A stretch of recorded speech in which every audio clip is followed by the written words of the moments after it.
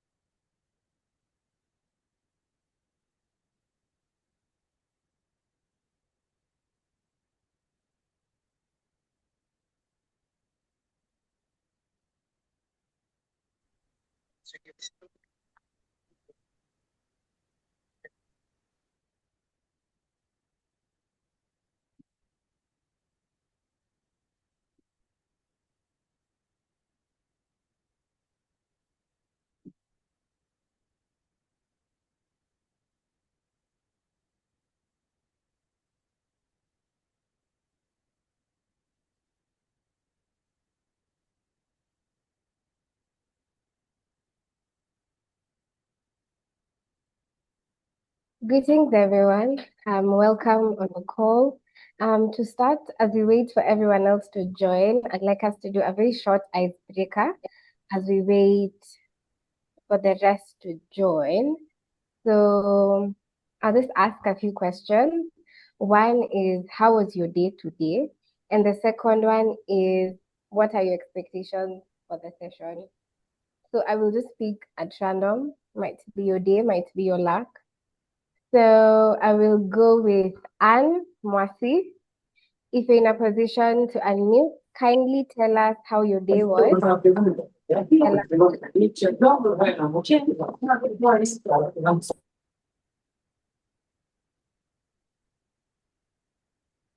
Anne Mwasi, if you're in a position to unmute. And or type in the chat box. As Anne Mwasi figures out her mic, I will go to the next person. We have Caroline Chalo. Caroline Chalo, welcome on the call. Kindly tell us how your day was and also tell us what are your expectations from the session today. Caroline Chalo.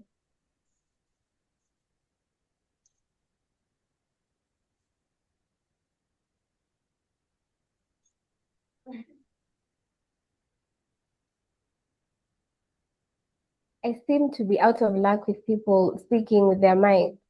So let's try someone else. We'll go with, if you're in a position to also type in the chat box, please do.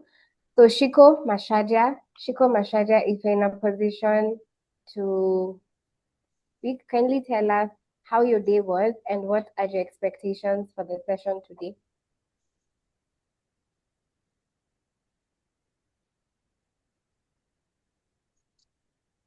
Shiko Masharia, if you're in a position, All thank right. you. Can you hear me? Yes, we can hear you, Shiko. I'm on the road, so just bear with me. No problem.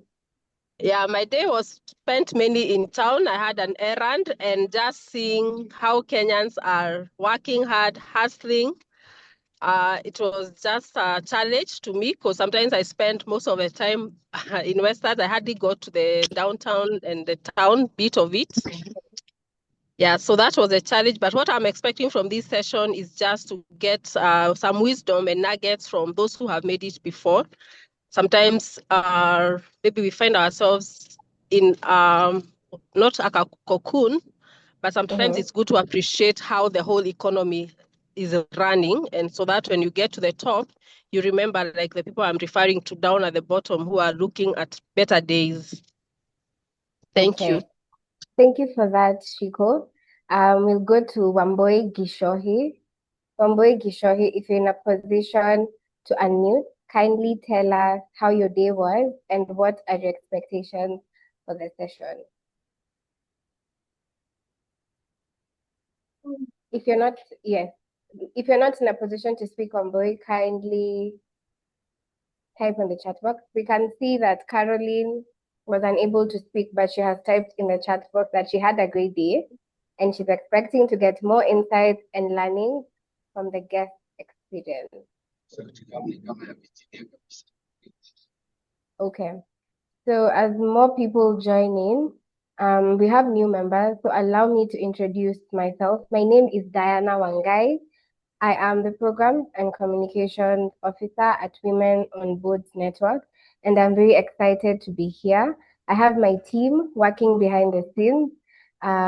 They will introduce themselves later in the call. So on to the reason we're here today. We're here today because as Women on Boards, we have a series called the Hearthside Series. The Hearthside Series is a fireside chat where we get to learn personal experiences from those who have made it in different sectors. And for today, we have been graced by Julie Gichuru, Dr. Julie Gichuru, and we are so happy and glad to have her on the call. So before we start, just a little bit about Julie. So it's my pleasure to introduce Dr. Julie Gichuru. She is the founder and CEO of the Africa Leadership and Dialogue Institute, ALADI, which is a Pan-African organization dedicated to advancing leadership, dialogue, and African storytelling. Previously, she served as a Chief Public Affairs and Communications Officer at the MasterCard Foundation and has had a distinguished career spanning over two decades in media, leadership, and public engagement. She's widely recognized for her courageous journalism and peace advocacy. And Julie Gichuru is also is a respected global thought leader, an Aspen Global Leadership Fellow, a Tutu Fellow, and a recipient of many international awards. So just but to say the least, I'd like us to introduce Julie Gichuru. Let's all give her a round of applause with the react button. Let's give her a round of applause as she comes in. I can see, we need more claps, guys. We need more claps. We need more claps. Okay, thank you for that. Julie, take it away. Thank you. Wow. Thank you for all the claps. I so wish we could have been together in person, but I appreciate the opportunity for us to connect here virtually as well.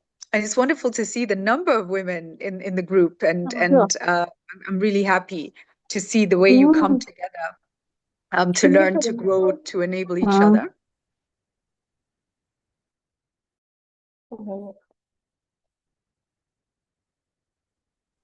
Sorry, maybe back to you. Back to you. Thank you. I'm happy to be here. Quick question. How do you want us to go about this? Should we back and forth, or you can take over a session and then we ask questions? So, I love asking questions, listening to each other. I love engagement. So I'm really happy for you to lead us. Okay. And I got the theme here. So if you wanted me to do a quick couple of minutes, 5 minutes, and then hand over to you, that would work really well. Okay, yeah, you Is that can good? start and then we'll do a couple of questions as we go on. Okay, super, super. Sounds really good. So thank you. Thank you for having me. I know many of you will know me from my media career. And because we're talking about reinvention across seasons, I need to start by telling you I did not start in media. And my career really started with a law degree and a master's in business administration with a focus on world trade law and international business, but also from a life perspective, because life is also important. I was being reminded by a classmate in high school a couple of years ago that, and he said, Julie, I remember you used to always talk about the future and what you would do and how you would do it. And we were talking and talking. And I remembered that actually when I was a young teenager to my mid-teens, I was so optimistic. I wanted a big family. I wanted, there was so many things I dreamt about. And then my parents divorced in my late teens, and I saw my family fracture. And I came out into adulthood believing that I was never going to get married, number one. I think my first heartbreak was seeing my parents' own relationship, So my father's, that was my first true heartbreak. And so I remember so well saying, I'm never going to get married. I'm never going to have that kind of pain. I'm not going to get married. I'm just going to live my life. I'm going to do my career. And I was going to adopt children. I always wanted many children. So I was going to adopt children. And, but then again, that has its own evolution. And so maybe the biggest lesson I've learned in life has been to listen. Allow the winds to whisper to you. Listen. When the grass is, when it's moving and it makes that sound, it whistles, listen. Make the time to, I remember on Africa Leadership Dialogues, it was a Nigerian leader who said, make sure you have the time to see the dew fall on the grass. What does that all mean? That means give yourselves peace, quiet, presence of mind, because in those moments you truly find yourself, you see yourself, you feel yourself, you feel, I'm comfortable where I am, or no, not comfortable. This is actually not for me. Okay, if I'm not comfortable, this is not for me, what do I want? Or I believed I was never going to get married, but my life is changing. Is it going in a direction that I'm comfortable with? Can I take these risks? Am I willing to take these risks? But ladies, we can only have the boldness and the courage to make decisions when we have truly understood what our own internal self is telling us. The world never gives us time. So from childhood, I was the only girl in the house, and I had 3 brothers. And so in my house, my friends laugh. Even till today, they say, Julie, because when they came to visit me, like if there was something to be done, it was always Julie. And it didn't matter where I was in the house or what I was doing. Julie, come to the kitchen and do this. Julie, go and close that door. Julie, go and make the tea. So we from our childhood to our teens, we're running around doing everything for everybody. We're washing dishes in the kitchen, we're cooking, we're doing. Although I really refuse to cook. That's where I drew the line. And because I was a really bad cook, I think I got away with it in my house. Nobody wanted me cooking, so I got lucky. But then think about now whether you go into work straight out of high school or you go to university, still there's a pressure, an inordinate pressure on girls, right? So your holidays are not really maybe the same even as the boys' holidays. You've got a few more chores, you've got a few more responsibilities. Then you start falling in love, and then when you fall in love, you kind of hand over yourself. You want to make the other one happy. So now it becomes your North Star shifts from yourself to somebody else. And then you start having children. And that's it, because when we start having children, our North Star now completely shifts from us, and everything becomes our role as a mother, our role as a wife, our role as and so in my journey, and I won't go through everything now, but I moved from law student, master's in business administration to media, to leadership and development, to where I am now fully immersed in thought leadership across Africa, Pan-Africanism, and defining the new way for Africa, right? From life to dreaming of a perfect home and many, many children, and then to saying, I will never, ever, ever put a ring on my finger. I mean, that's not happening. Yeah, that's what I was there, to meeting a guy and falling in love and accepting. And by the way, I had my things of, this man values women. This man, more than anybody, especially his mother, women figures who has utter respect. This man loves God, loves God. You know, there are many things that you can get wrong, get right, fix, whatever. You can grow together. But those were my fundamentals, because I looked at him with his mom. I looked at him with my grandmother. I saw him handling my grandmother, Julia Gichuru, like me. And she was like a girl when she saw him. He was so gentle and kind with her. And I heard him talk about God. And I said, this is somebody I can make a life with. We can figure it out, right? So those were my fundamentals. What are your fundamentals for your life, for your partners? What are your fundamentals for your career movement? But you will never know your fundamentals till you truly know who you are. So back to you with that kind of, yeah, those are my first words. I could actually hear you go on and on and on. There's someone in the chat box who just said it's nice to hear Julie speak so passionately about her family. I don't think we've ever heard you speak about family. So we are really excited to have you here. So just a question. You said you moved from law, you have a master's in business management. So in the times of reinvention, I believe it requires letting go. So what has been the hardest thing you've had to release in order to step into a new season? Because you've stepped into new season a few times. We've known you from journalism. Now you're a CEO. You still have you're a thought leader. So what was the hardest thing you had to release in order to step into a new season? That's a great question. I think for me, the thing I had to release was fear. I didn't have grief around other things, because I think my mind had mulled over them so much that I built my own clarity. So for instance, when I did my law degree, I worked for a year. That's when my parents divorced. Halfway through my law degree, my father was not sending any more money for my studies, and I was in the UK. So the decision is go home and figure things out, right? Yeah. Or finish your degree.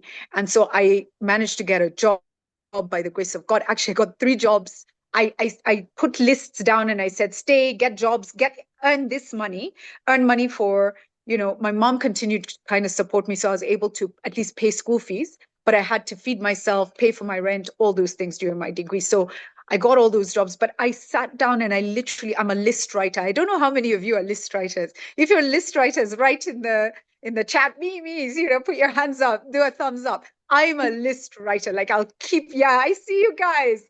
This is so important. If there's one instrument or tool I would advise everybody to use in their life, it's, write your lists, pros and cons. Why should I do this? Why should I not do this? And so, even then I asked myself, do I really stay here and work hard and save money to do my master's, or to do a law degree for that matter, or do I go home? So I wrote my lists. By the time I make my decisions, I've done so much introspection that I'm not grieving leaving anything. I'm actually moving boldly forward. Then the thing I have to confront is the fear. Can you really do this? You know those voices? Can you really do this? I remember when I left Citizen, I had a passion for African leadership, and I wanted to focus on Africa leadership dialogues, not to mention the fact that I felt that news was so toxic. I felt it was toxic for me. I felt I was reading it and it was toxic for everyone. It wasn't filling my spirit, and I didn't want to pass that spirit on to everybody in who's watching. So it was time for my new season. So I kind of mulled, and then I spoke to my mentors. I spoke to my CEO, and I remember him saying to me, Julie, the only reason people want you and call you for all these global conferences is because you work at Citizen and you do Sunday Live. If you leave, you're nothing. I mean, I don't think he meant to be that. Sorry, guys. Tony, say hello. Tony's just come in. Say hi. Hi. Tony. All the best. Thank you. Take care. Sorry. It's But okay. thank you. So I mean that put a little bit of fear in me, maybe the only reason that I wanted, maybe I can't. So it's you thinking of taking a new job. It's you think, leaving a job where you're getting a better, and then you're made to feel guilty. You're betraying, or you're taking a better pay, or you're doing whatever, or you jumping into entrepreneurship from a 9 to 5 or from a firm job. It's that fear of, can I do it? And you know what happened when I got that wave of the attempt to give me doubt? I got this other wave of, you can do this. And what holds me strong in those moments is I'm a child of the living God. He created me. He decided I was going to be the way I am. And whatever it is that I have in me, whatever it is he put in me, I can do something with it. And this direction is where my inner self is taking me. I can do something. So that for me was what I just needed to let go of, is the fear. And then also having family and Tony and people around me. I keep people around me who are encouragers. So they don't not tell me where I go wrong. They do. They'll say, hey, whatever. But they are encouragers, which means they're rallying me on. So those are things that help as well. So for me, it was confronting fear. And because I have the right ecosystem around me, it enabled me to lean in. So evaluating who you have around you also is a very, very important thing to do. Okay, so from what you said, you just spoke about listening to your internal self. And with that, how did you distinguish between the temporary challenge and how did you distinguish between a temporary challenge and a signal that it's time to leave? Because at times you don't want to be uncomfortable. You want to just be there. You want to be comfortable. So how did you distinguish between the two? Just tell us, how did you distinguish the two? And then with that, couple it to the question from the chat box. It says, you seem so balanced. You seem to have balanced a lot successfully. What is your anchor throughout your pivot? What is your anchor? Yeah. Super. So just maybe let me start with the first one, which is, just remind me of your first question. Sorry, I went to the balance and then I got distracted. Okay. The first question was, how do you distinguish between a temporary challenge and a signal that it's time to pivot? That is such a good question, because you can pivot and go, oh no, Yeah. Thankfully, I have evaluated choices I've made, Mm-hmm. and I've said, did I do the right thing? Should I have gone in a different direction? To this date, I have no regrets. But it could be very painful to regret choices that we make and say, maybe I made a decision too early. I think for me, because my introspection is always so deep, I'm an overthinker. I'm one of those people that is always like churning it out, like I told you, right? Yeah. It's always, So, and then I'll analyze every side of it. And then I will consult a few people. I will consult people who I feel are wiser than me, who have some understanding and knowledge. So I'll start doing that. But then I map my full path. But let me ask you guys, there's almost a sense within us. And like I said, if we keep quiet more and give ourselves more quiet time, our inner voice becomes louder and louder. And it almost becomes such a guiding force, because in essence, you're starting to trust yourself. The more you listen to yourself, you're starting to trust what your inner self is telling you. So for me, I don't know if any of you feel that way or have experienced that or are on that journey of really listening to yourself and saying, there's a gut feeling I have on this. It keeps coming back. Yes, Laura, I see your thumbs up. It comes back repeatedly. Jane, it's like my system is telling me something, right? So I think that has helped. And then the consulting, people around me always gives me more wisdom that helps me plan, the process. Now, the one thing I've always done that I think was very, very helpful was I tried not to burn bridges. As much as possible, when I move, when I leave places, when I do things, I try to keep an interconnection. And so you can always, and I try to give my utmost when I leave, so that if I'm moving away from somewhere, I still have a lot of goodwill there. And that is still my village. It still becomes my village. it doesn't always happen perfectly. But if you do well, and when you're exiting, if you do your best, if people see you giving your utmost, then they will always respect you and they will be thankful. They will remember it. So those are some of the things that for me were super important. The And then second balance. question, Yeah. was balance. So, balance is such an interesting thing, right? So, um, I've always felt like balance is not possible. I think the moment we think we have to balance everything all the time, we we can lose it because you're just trying to be perfect and manage. My thing has been what's most important in first of all in your life. So prioritize what's most important. God for me, family. God and family first. So even the times when my career was growing and I had to fight for the time to see my kids, I was willing to say, if I'm told you're fired, but I have to take my sick child to hospital, that's the decision I have to make because those are my priorities, right? When we were working and things were intense and it was elections and I had to give much more to the office, and I would say to the family and to Tony and to please hold fort, right? Please hold fort for me because this period is an intense period at work and I've got to give my utmost. Then there are moments where I can say I'm focusing more. And actually, even at this point in my life, I am very busy. I travel a lot. I do a lot. But there's an area of a red line I have now around my family and my kids. And you find that even when your kids grow up, I have um, most of my kids, bar one, are adults now. They're all voters now, right? I'm the shortest person in my family. But they still need us in different ways.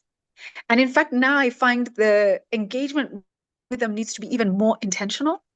And so I'm almost drawing lines there and saying, hey, this is my time for my family. I think you've got to figure out your priorities and draw your red lines. And then, of course, you have to give yourself grace. There'll be periods of your life where you have to work hard, where you have to work long hours, where much is expected of you.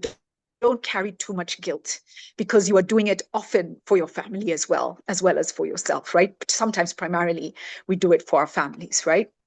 So give yourself grace and just try to manage with a focus on your priorities. Okay, thank you for that. I'll take a few questions from the chat box. There's someone who's made a comment saying that I think God gave us women a special gift, the sixth sense for a reason. It's actually loud if we listen. Just reiterating what you said about introspection and having quiet time. We have Anne Mwasi asking, how do you protect your energy when work becomes intense? Because I can imagine working in Citizen when you were there, I bet it was intense. So how did you protect your energy when it became intense? And also from your CEO telling you when you leave Citizen, you're basically your career is over. How did you navigate work? How did you navigate quote unquote um toxic employers, as well as how were you, because you've said that you need to consult others.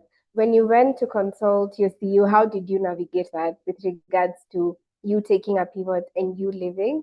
And did your family help you navigate through the moment, or what helped you navigate through the moment? Yeah, thank you. Those are great questions. How do you protect your energy? Like I said, you surround yourself with a village that you need. Even family members. When I find a family member, there are people who are energy vampires. Sometimes they're not even bad to you necessarily.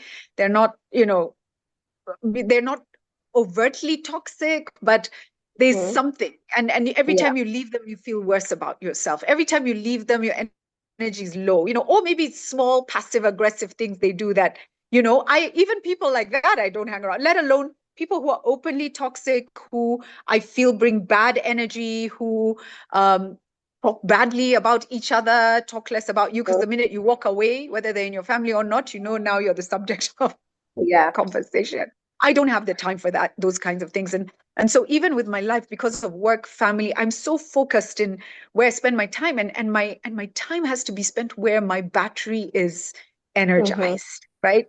So the people around me are people who feed my soul and who add value to my knowledge, who are open and honest with me and open and welcome my open and honesty. And of course, open and honesty, whatever, always comes with grace and kindness. Because when you deliver tough messages to those you love, or even those in the workplace, but you deliver them with openness and kindness, people accept it. So this and also when you lead that way, and when you are with your teams and you are that way, they then align to your culture. So being a part of making sure you protect your energy is emitting the energy always, no matter what situation you are in, because that energy, it's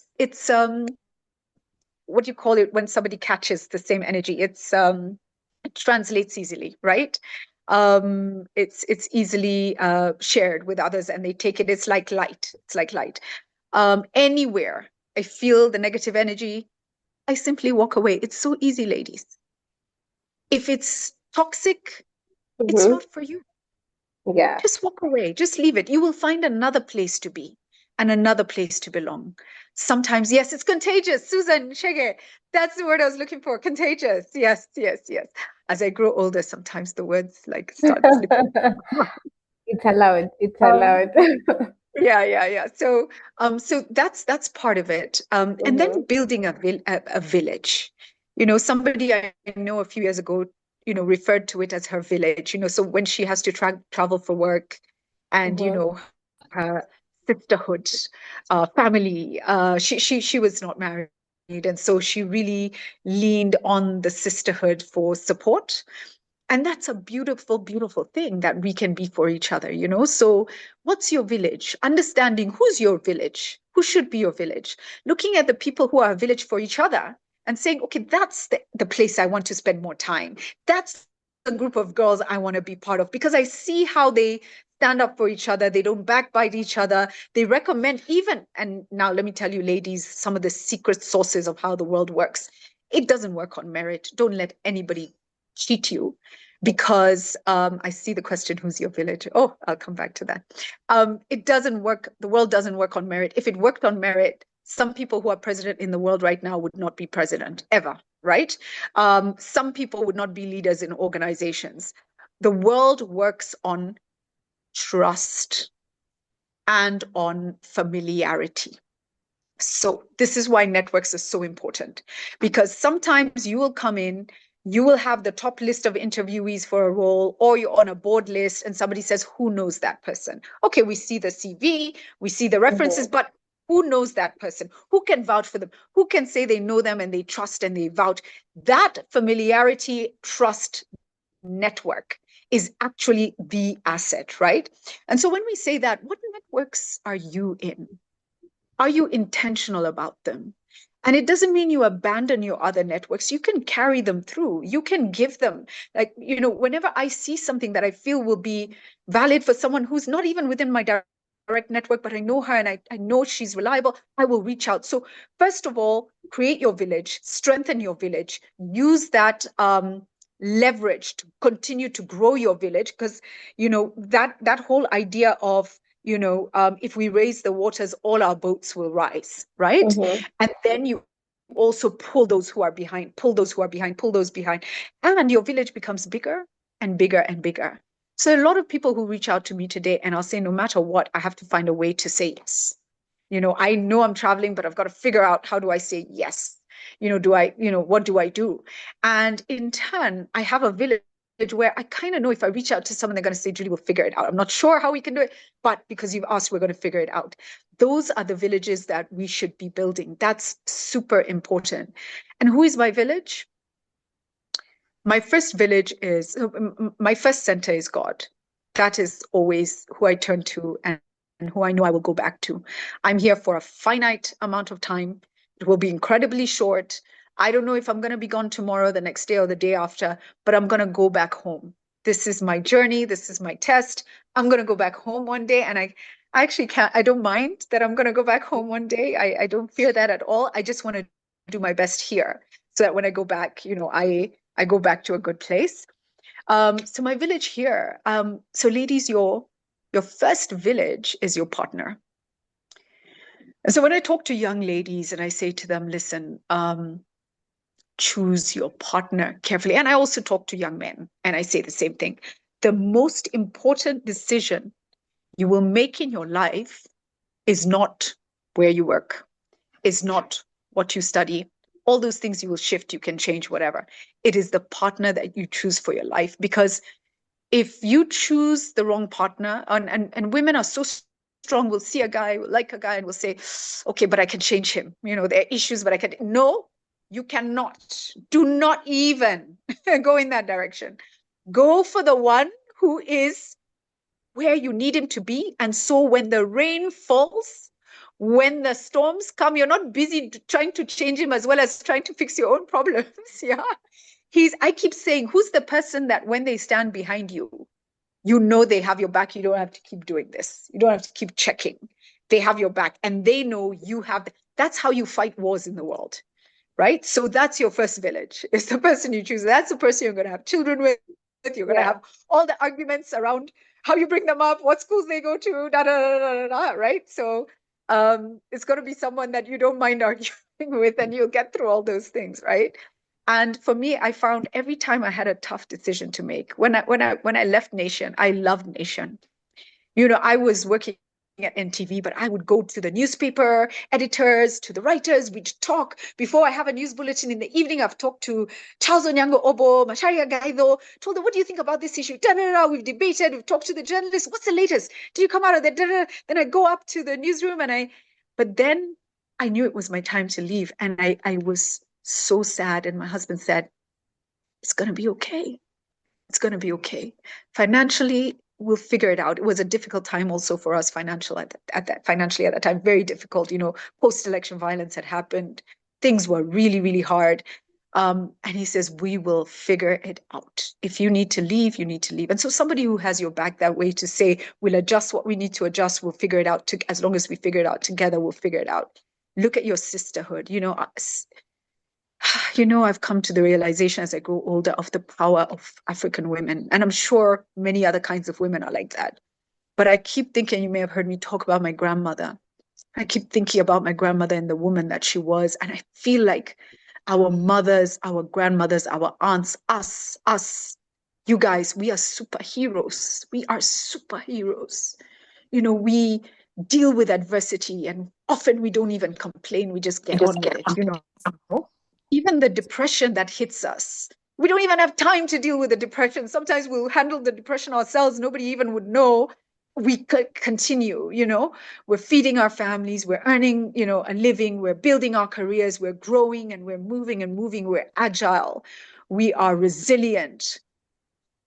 Look at ourselves, understand who we are, see ourselves for the superheroes we are, and then say, how do we intentionally speak to each other, affirm each other, and create villages within each other where you can say, if my kids need to go over to my best friend's house, I know they're okay and I wouldn't even need to worry for a moment.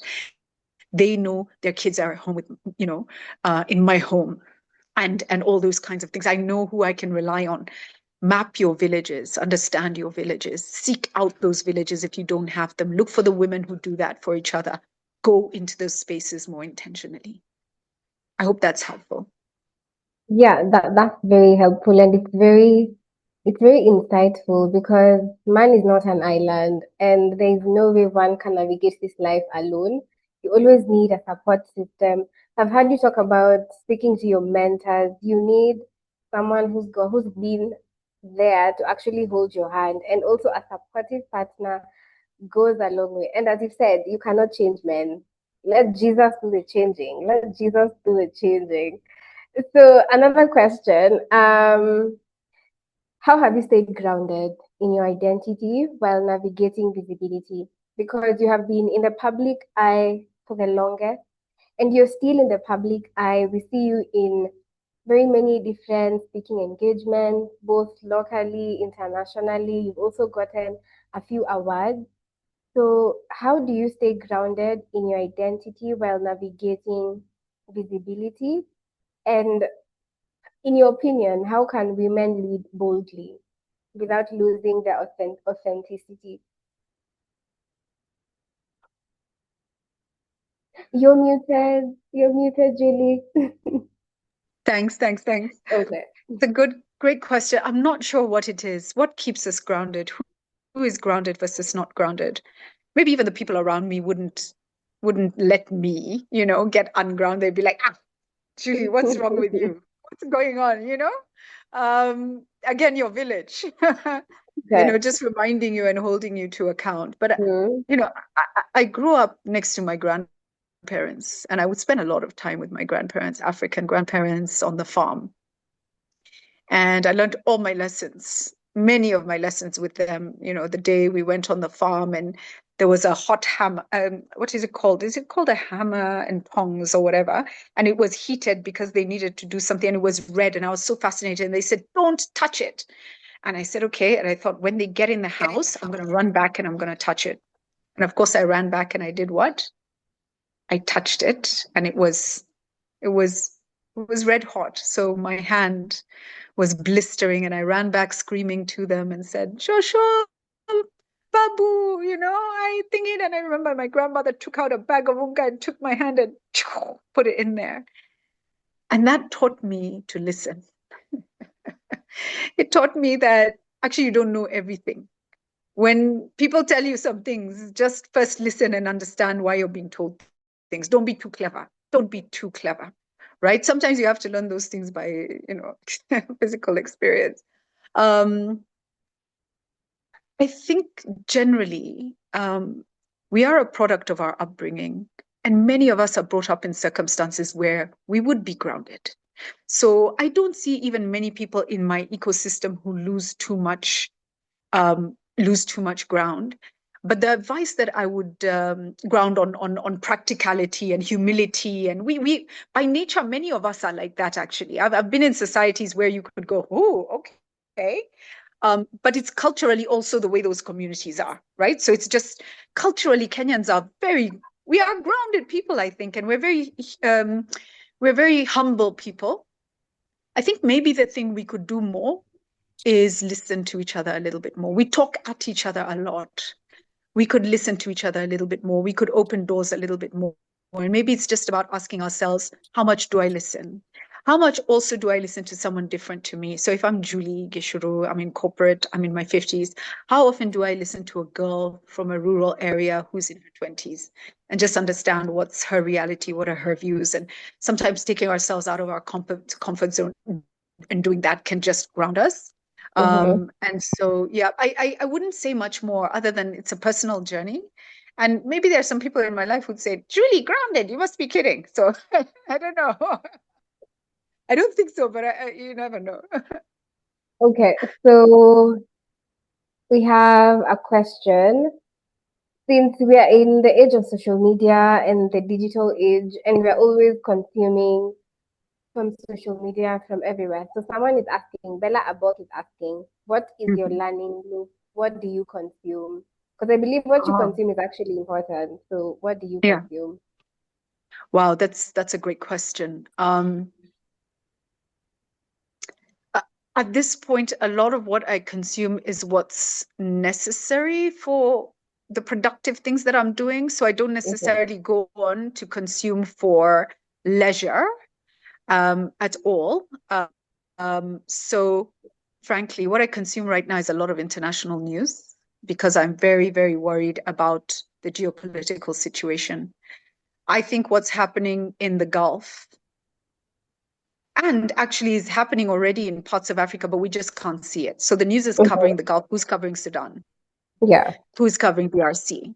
We can't see what's going on there, but it's happening there. I'm looking at the development of narratives based on, South Africa. Oh, there's a genocide. No, there's no white genocide in South Africa. But why are you pushing a narrative that there's a white genocide in South Africa? Because you're planning to justify something that's coming. I feel like I feel very strongly, and maybe this is where I feel a calling that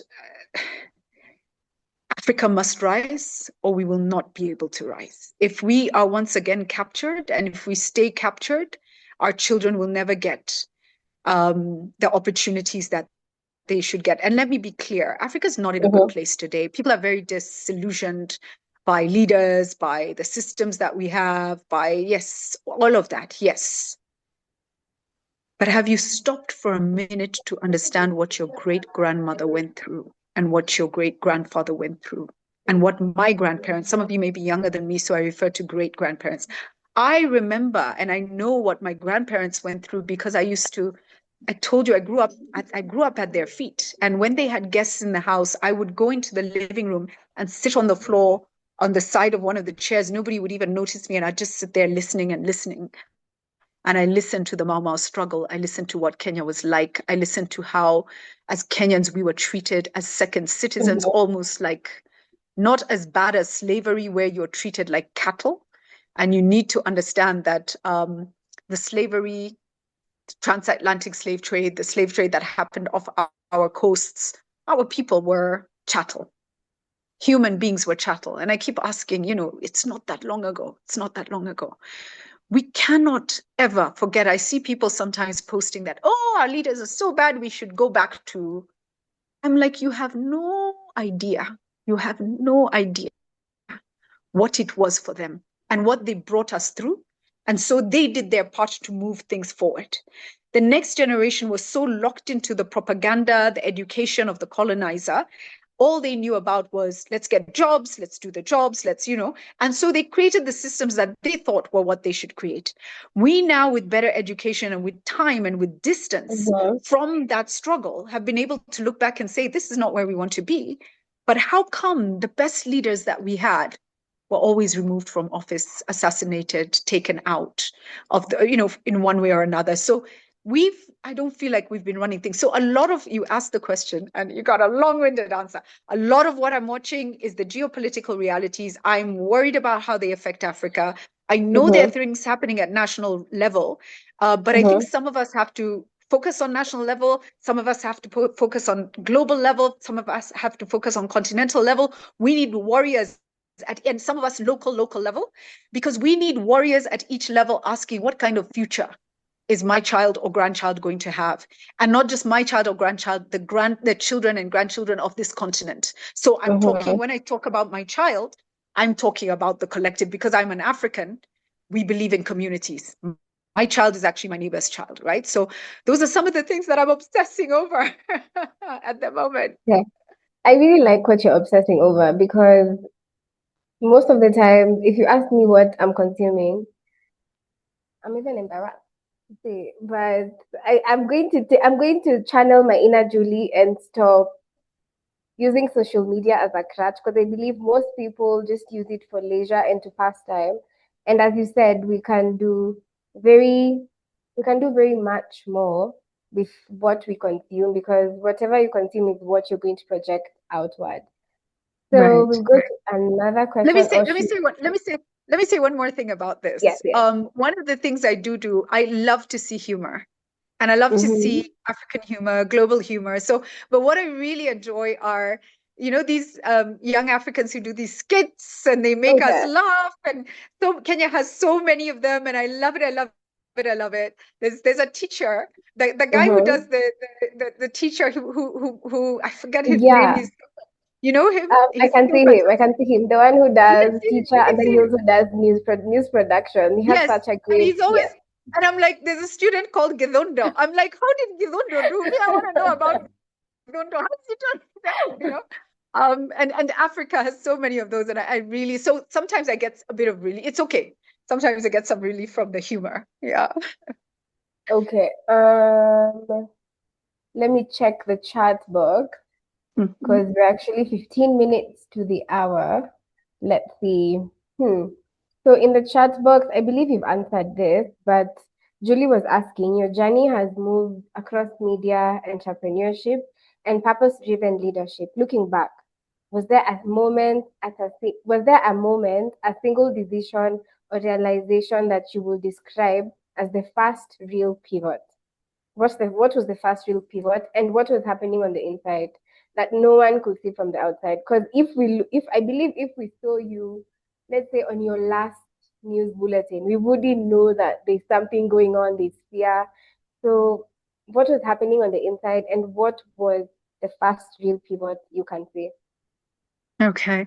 My first real pivot was really early. It was, I was making choices between studying law, studying drama, and studying journalism. And so the choices I made there, and then the choices I made in my university, all those were pivots. But maybe the interesting pivot that has brought me where I am today was the leadership journey when I was during the post-election period in Kenya. And I got the shock that we told people to go and vote.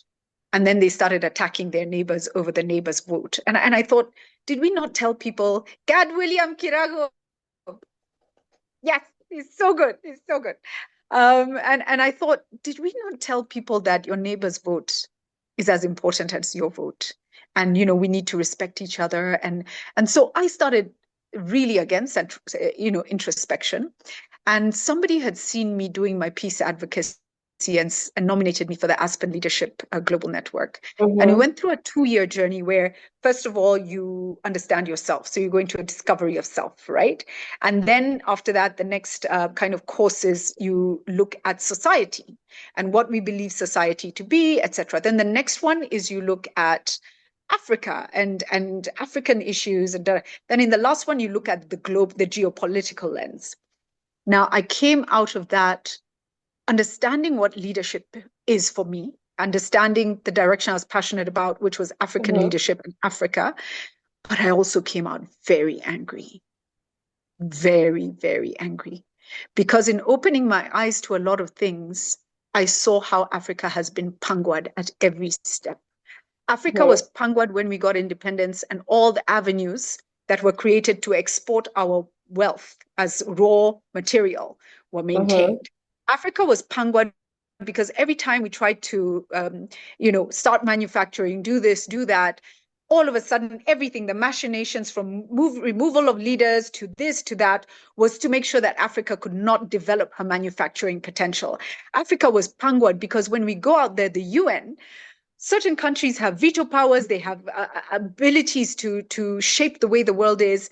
Africa, in spite of being 55 African countries, is really not positioned in a way that can constructively shift things in the way we want to.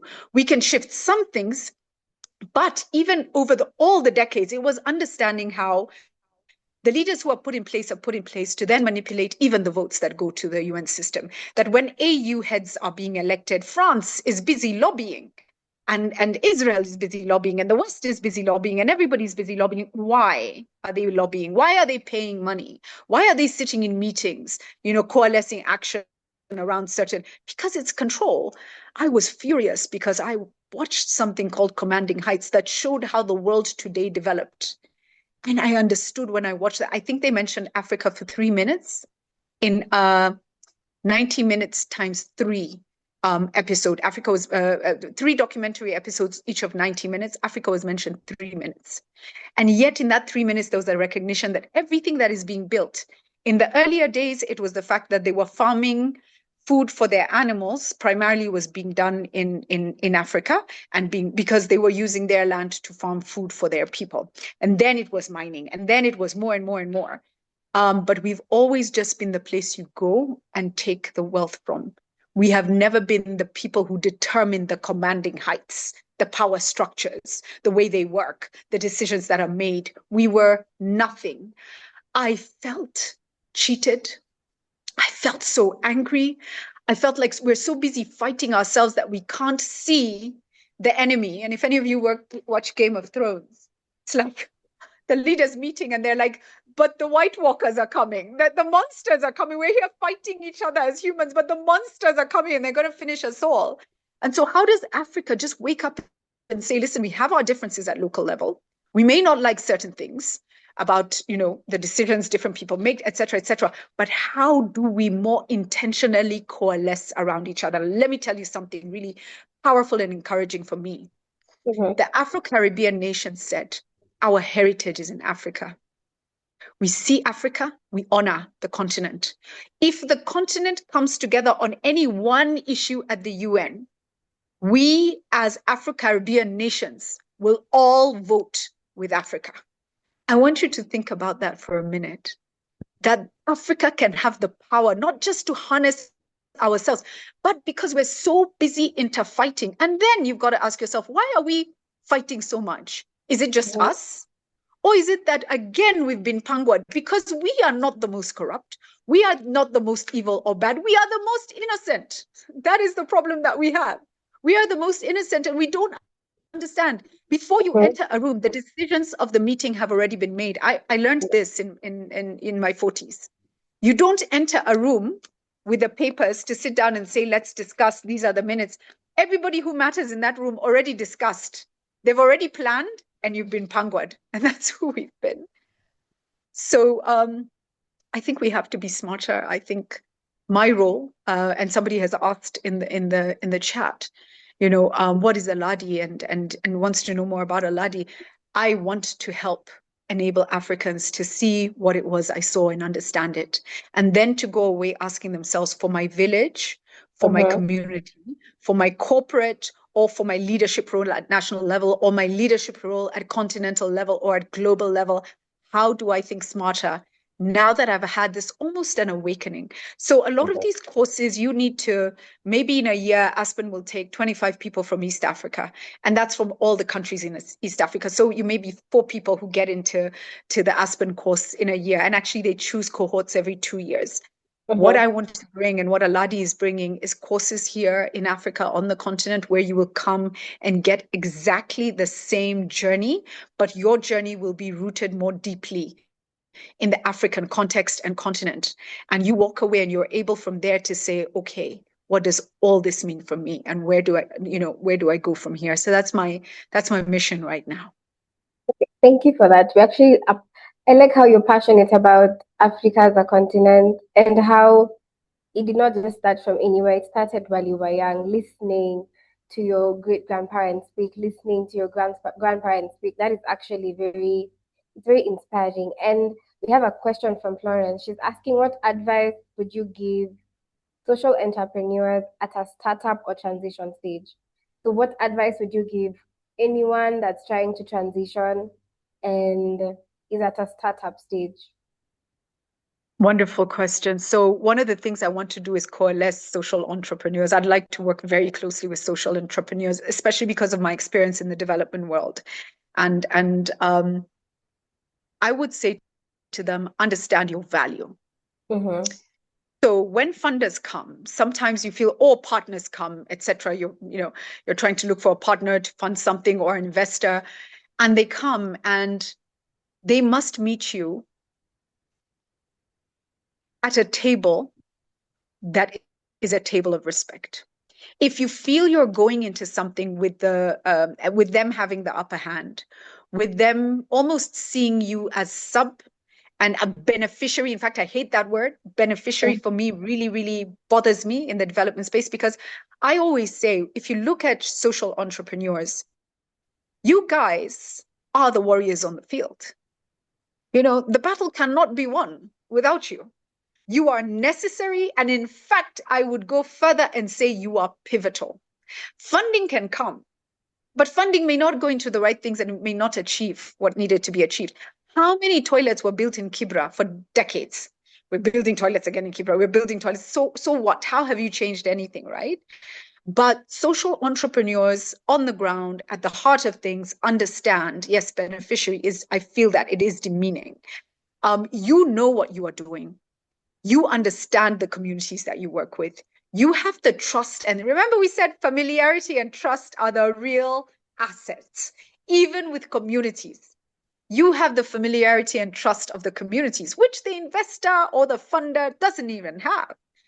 So how do you sit with your back straight, a little bit more straight, your head a little bit higher, understanding the value you bring to the table, and saying, I will sit and I will spend time with people who respect and understand what I bring to the table. Because if I spend time negotiating with people who do not see me or do not respect what I bring to the table, I am going to have a very painful, toxic, and sometimes not a worthwhile experience. My hope is that if we coalesce strong, confident social entrepreneurs who understand the levers and the language of the development world and are able to sit at tables and overcome the biases that come on those tables, I think we shift everything. And so it's really my hope that, because we started training young people, we're going into now training executives, but we want to start particular courses for social entrepreneurs one of the other things that I think is really key for them, once you understand your value, you can negotiate properly. Then you understand negotiation skills, and then we build networks. So you're able to reach out to funders, et cetera, in spaces. But there's another thing that's important.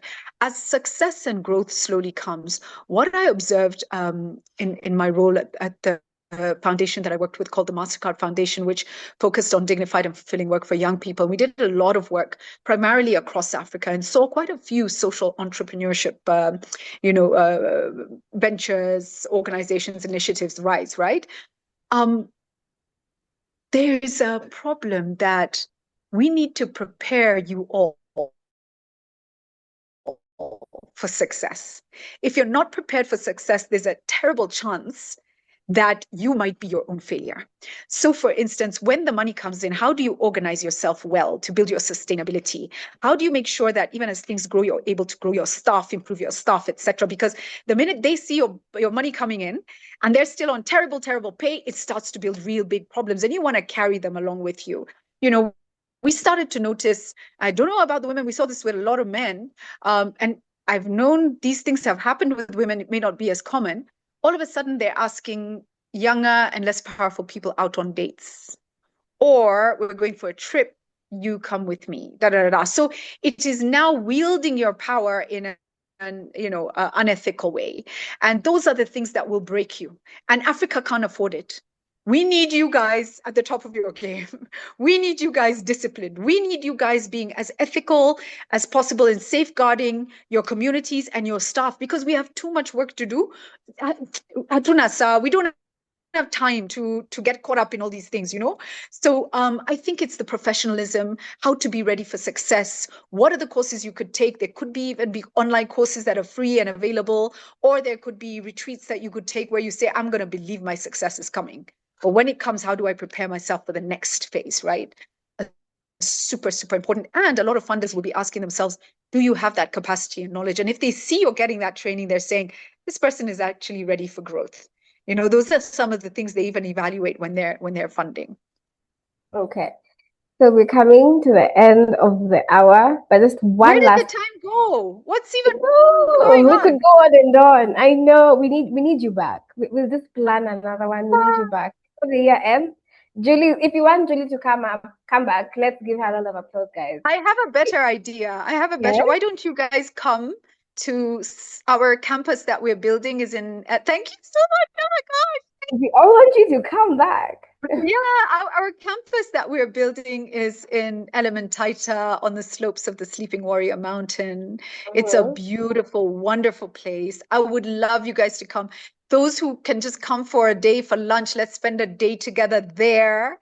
And those who want to come and spend the night, we'll figure it out. We can figure it out. I'm sure we will. So I want to just extend an invite and say, please come to visit Alaji. Definitely. We'll speak on email and definitely make that happen. The secretariat is on the call, so I bet we're already drafting the email.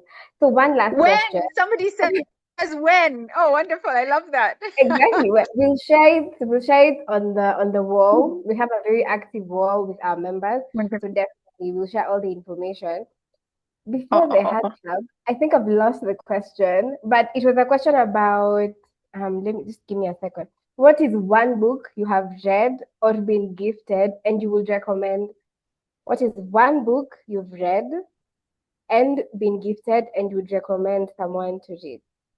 Wow, so it evolves and it changes with time. Allow me to do this. And my mother has written a book called Days of Affliction, and the book is about Kenya before, just at the cusp before independence. And it's about a family caught between the violence of the home guards and also the viciousness of the Mau Mau, because for the Mau Mau to win, it had to be uncompromising. In the way that it said, no disloyal people, we have a cause too, etc. And I think for me, I would say that book, and I trying to look at how many you are to see if I can gift each of you a copy. Yes, I will try. Can you allow me to go and see if I can gift each of you yes, a copy? We can speak on email. Definitely. Okay, we have the list. So yeah. Wonderful, wonderful. So the book takes us exactly what I was telling you about. When we don't know where we have come from, we cannot build a clear path forward. And the minute we understand where we have come from, we can say we know what those before us have endured. We will honor by not even inadvertently by mistake taking us back there. And we know the pathway. It's these three paths, but it's clear, so let us understand our history, and our histories were stripped from us by the curriculums and the education systems we were given. So maybe the one gift we can give ourselves, and I think somebody asked a question about our grandparents' stories and giving them forward. Yeah. I think we can also gift our children by capturing these stories. The book my mom wrote for me is such a gift to all of us, for Kenyans. The many authors who have written fantastic books about African history, whether it's fictional books that are based on true stories, which is what my mom's is, or whether it is documenting the journeys. Let us be intentional about that. Finally, if you have elderly parents or grandparents, please go back and talk to them. The title of the book is Days of Affliction, and my mom's name is Jerry Kibui. And I can't wait to get the book to you all. Be intentional about going back to talk to the older people and capture the stories. I had a friend who did that with her grandparents and wrote a book. And recently, and then they passed on. But she was able, because she was intentional and she captured what they were saying, her family and their community will always benefit from that book. So I want us to commit to that, not even just for ourselves or for our families, but this is for Africa, because in 2-3 generations, they will not know where the continent came from. The stories are being erased. In South Africa today, the Afrikaans are saying they were there before the Bantus. They're rewriting history. They were saying nobody was here when we came here. It was empty and we came here. So actually, we're indigenous to the land. Okay, now, if we're not able to come back with fact, yes, this is true. This is true. And so what stops people from saying, in Kenya, starting to say, well, the Portuguese came here in, so nyinyi mlikuwa wapi? Maybe Portuguese people are more indigenous than we are. And you have to realize, as Africans, the resources sit here. So when they see they cannot continue to extract resources, what will the next thing be? I'm overly vigilant about it. Maybe I'm a bit of a prophetess of doom, but I would rather we are prepared than unprepared. So stories, capture the stories, capture the histories, and we'll connect on the book. Thank you. Thank you guys so much for having me. Thank you so much. So I'll just read a few comments before we get the vote of thanks. Everyone is like, Elementator, here we come. We're so ready. We're so ready to come. There is Lydia saying, very authentic conversation. Thank you, Julie. Catherine is saying, excellent session. Elizabeth is saying, thanks. We'll be at the new campus. We have Bana saying, thank you, Julie, for your talk and for your generosity with your time. We also have Edda is excited about the books because she loves reading. Then there's someone asking, could you repeat the title of the book? Days of Affliction. Yeah, someone has already typed it. What an incredible session. Thank you, Julie. Always great connecting. See you all at Elementator. Well, we're all coming to Elementator. I can't wait. Thank you. We can't you all wait to so see much. you God bless and actually have a real fireside chat, because that is what the Hearthside is all about. So now for you to get the book, join Women on Boards. We have the secretariat. They have typed joining information about the organization. Join the book because it's going to be easier for us to navigate and to coordinate the books from the secretariat. So if you're not yet a member of Women on Boards, kindly, the secretariat is going to paste the email address for you to join. And yeah, the books are ready. Elementator, here we come. So now we'll have Catherine Nyaga. She's a member of Women on Board, and she serves in the committee, the Membership and Programs Committee. She's going to give the vote of thanks. Catherine Nyaga is in a position to unmute. Yeah, good evening all. Like you heard, my name is Catherine Nyaga Mbithi. I'm in the Membership Committee of Women on Boards. And I'm really happy to have attended this session. I've only seen Julie on TV. I haven't met her in person, but you have this personality on TV that looks like you're not human at all.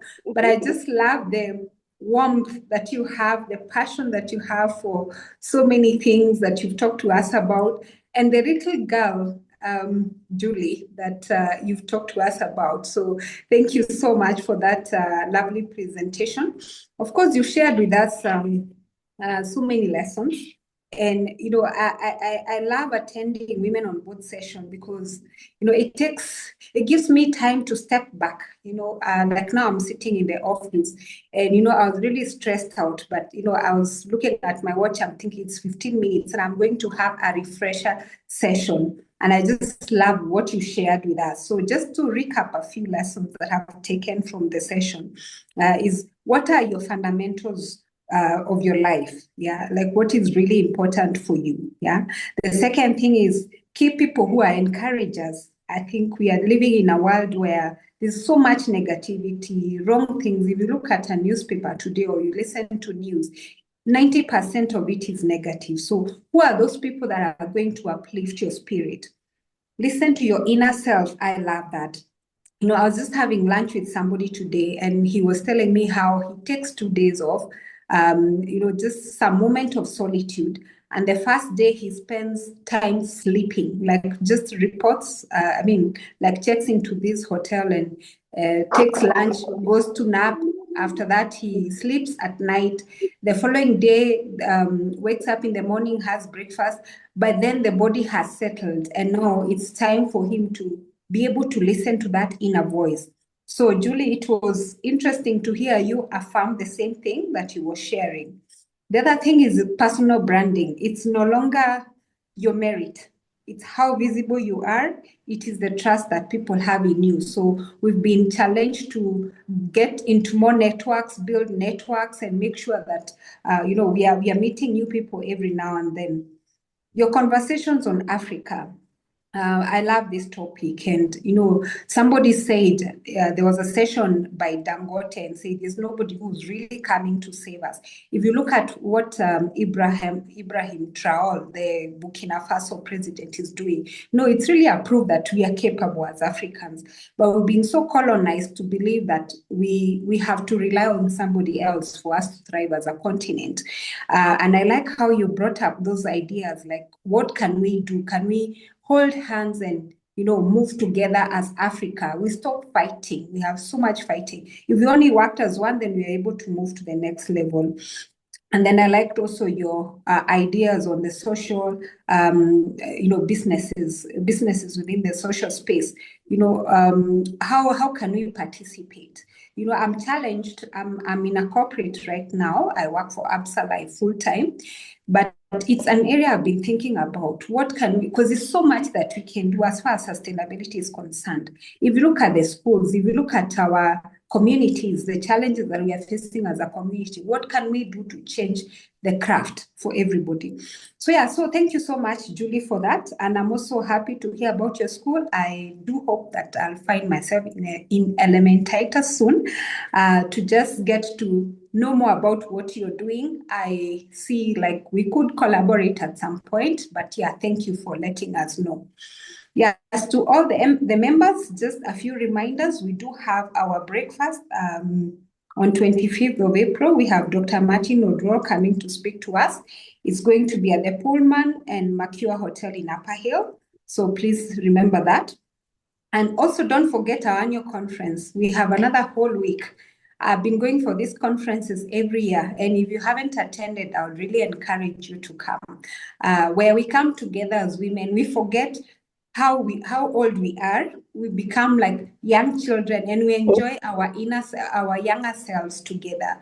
We have people talking to us about all matters affecting women, starting with our health issues, our growth issues, career, and all that. So please don't miss this out. It's going to be in Diani. Between the 29th and 31st of July. So I encourage you, start saving in small amounts and get yourself there. Otherwise, I look forward to seeing majority of you there, if not all of you. And keep coming for these events. I have been a member of Women on Board since 2018. I'm sitting on 4 boards through Women on Board, so it works. Yeah, and I encourage you to keep coming. Let's do this thing together and grow each other. As women, we keep lifting each other and encourage your friends to come too. So thank you so much. Back to you. Thank you so much, Catherine, for that vote of thanks. Just to reiterate what you said, Julie mentioned about community, and I believe Women on Board is your community, and it has really helped you grow. So let's all invest in our communities and invest in what we consume. And once again, thank you so much, Julie, for making the time. We look forward to receiving the books and also coming to Elementator and merging synergies. The comments on the chat box are all lovely. Everyone is grateful. Everyone is thanking you for your insights. And yeah, one last parting shot, Julie, before we end the call. Thank you. Thank you so much. I've read the comments, all the comments. Thank you. I'm so humbled and I'm very, very, very thankful. I think my parting shot is love yourself, give yourself grace, and go out there and conquer the world. Every new day is a blessing. Do not let fear hold you back. Be courageous. Go out there roaring like a lion. Each new day you have, go out there roaring like a lion. Thank you so much, guys. Thank you so much, Julie. Bye-bye. Let's give her a round of applause. Everyone, give her a round of applause, everyone. Thank you so much, Julie. And thank you, everyone, for making the time to join the Hearthside Series. We'll see you on the next one. And I hope to see you all in our event that's coming up.